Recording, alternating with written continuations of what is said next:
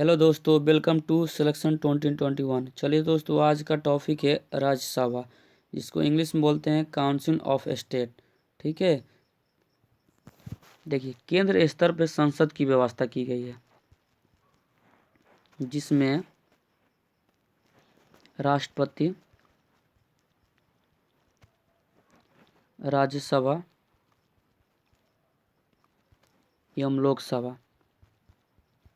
ठीक है, राज्यसभा जो है 79 के अनुच्छेद के तहत, राष्ट्रपति हैं 52 के तहत और राज्यसभा है 80 के तहत। ठीक है, और लोकसभा है 81 के तहत। ठीक है, तो हम लोगों ने राष्ट्रपति चैप्टर को पढ़ लिए हैं, आज राज्यसभा को पढ़ेंगे। ठीक है, चलिए देखिए, राज्यसभा को अन्य नाम से भी जाना जाता है। इसे स्थायी सदन, उच्च सदन या विशेष सदन। राज्यसभा को उच्च सदन, स्थायी सदन या विशेष सदन भी कहते हैं। स्थायी सदन इसलिए कहते हैं कि राज्यसभा कभी भंग नहीं होता है। ठीक है, आगे बताऊंगा कि राज्यसभा क्यों भंग नहीं होता है। चलिए, राज्यसभा की संरचना के बारे में पढ़ते हैं। देखिए, राज्यसभा में अधिकतम 250 व्यक्ति हो सकते हैं। ठीक है, अधिकतम 250, जिसमें से 238 केंद्र एवं राज्य से सदस्य चुनकर आते हैं एवं 12 राष्ट्रपति मनोनीत करते हैं। ठीक है, लेकिन वर्तमान समय में केंद्र और राज्य को मिलाकर 233 सदस्य आ रहे हैं और प्लस 12 सदस्य जो राष्ट्रपति मनोनीत करते हैं। तो वर्तमान समय में कितने राज्यसभा में सदस्य हैं? तो 245। ठीक है, ये याद रखिए, क्वेश्चन पूछता है कि राज्यसभा में वर्तमान समय में कितना सदस्य हैं? तो 245। अधिकतम कितना है? तो 250। ठीक है, चलिए आगे बोल रहा है कि राज्यसभा के सदस्य का निर्वाचन किस प्रकार होता है। तो देखिए, राज्यसभा का सदस्य का निर्वाचन जो है अप्रत्यक्ष विधि द्वारा होता है। इसका मतलब ये है कि इसमें जनता डायरेक्ट वोट नहीं देती है। इसमें राज्यसभा एवं केंद्र शासित प्रदेश इसमें वोट देते हैं, प्लस 12 सदस्य जो राष्ट्रपति द्वारा चुने जाते हैं। ठीक है, चलिए योग्यता के बारे में पढ़ते हैं। आगे राज्यसभा के सदस्य की योग्यता क्या है, जो राज्यसभा के सदस्य बन सकते हैं।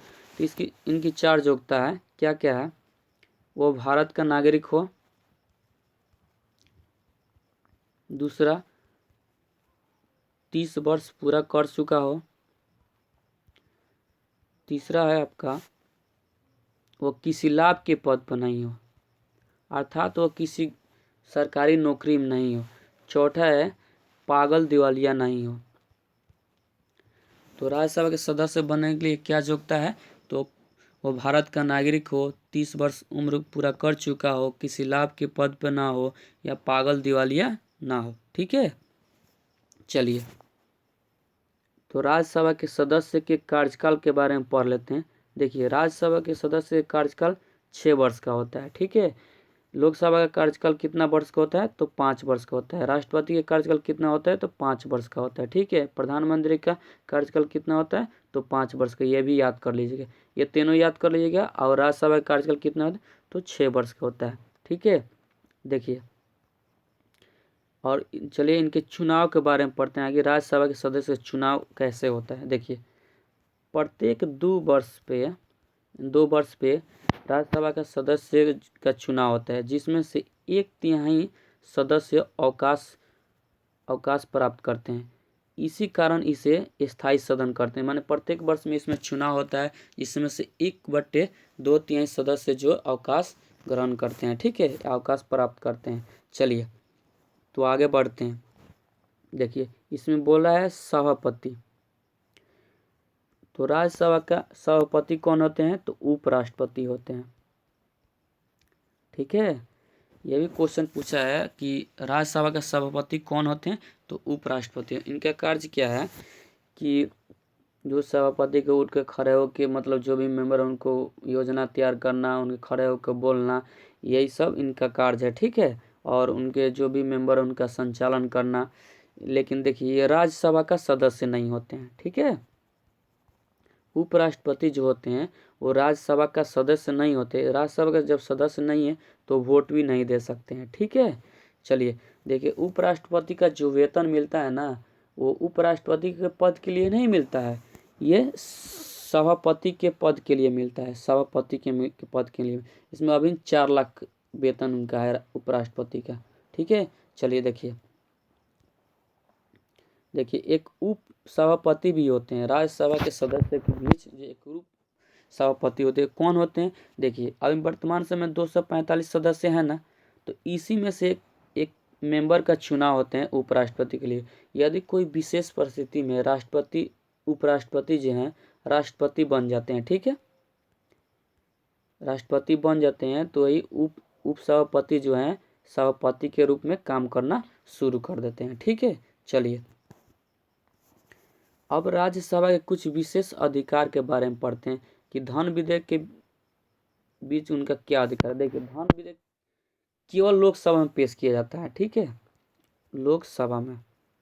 ये केवल शब्द याद रखिए, ये क्वेश्चन पूछेगा कि धन विधेयक लोकसभा में पारित पेश किया जाता है या राज्यसभा में, तो केवल लोकसभा में। ठीक है, लेकिन राज्यसभा को 14 दिन का समय दिया जाता है। यदि राज्यसभा इस पे सहमत हो या ना हो, वो स्वतः पास हो जाता है। ठीक है, इसमें राज्यसभा हस्तक्षेप नहीं कर सकता है, लेकिन 14 दिन के समय दिया जाता है। अगर 14 दिन के अंदर वो इस पे आप हस्ताक्षर नहीं करते हैं तो स्वयं जो है पास हो जाता है। चलिए आगे बढ़ते हैं। अगला बोल रहा है अखिल भारतीय सेवाएं। देखिए ये 312 के तहत है। अखिल भारतीय सेवाएं किस अनुच्छेद के तहत है? तो 312। इसमें जो है IAS,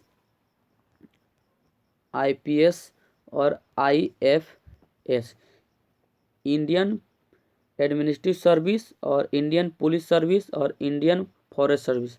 ये क्वेश्चन पूछता है कि निम्नलिखित में से कौन अखिल भारतीय सेवाएं नहीं है? तो देखिए IAS अखिल भारतीय सेवा है, IPS अखिल भारतीय सेवा है, IFS अखिल भारतीय सेवा है। अगर भी कोई इन तीनों में से अदर दे दिया तो वो अखिल भारतीय सेवाएं नहीं है। चलिए हम लोगों ने सूची के विषय में, अनुसूची के विषय में 3 प्रकार की सूची पढ़े थे। संघ सूची, राज्य सूची एवं समवर्ती सूची। संघ सूची पर कानून बनाने का अधिकार किसको है? तो केंद्र सरकार को। और राज्य सूची पर कानून बनाने का अधिकार किसको है? तो राज्य सरकार को। और समवर्ती सूची पर कानून बनाने का अधिकार किसको है? तो राज्य एवं केंद्र दोनों को। लेकिन आर्टिकल 249 के तहत राज्य सूची पर कानून केंद्र बना सकता है। कब? जब राज्यसभा